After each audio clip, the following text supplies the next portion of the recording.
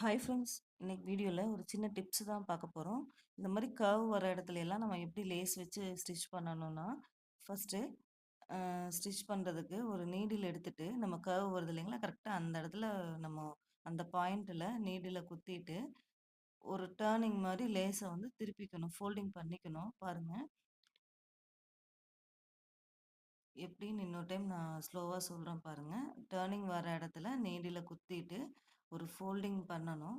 லேஸை folding பண்ணிவிட்டு அப்படியே நல்லா அழுத்தி பிடிச்சிட்டு லேஸ் அந்த இடத்துல வந்து நம்ம ஸ்டிச்சிங் பண்ணிவிட்டு அப்படியே டேர்ன் பண்ணிக்கணும்.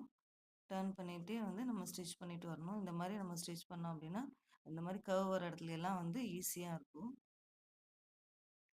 அந்த கர்வும் அழகாக கிடைக்கும். நீடில் யூஸ் பண்ணி ஈஸியாக நம்ம ஸ்டிச் பண்ணிக்கலாம். பாருங்கள் எவ்வளோ அழகாக வந்திருக்குன்னு. Okay friends, thank you.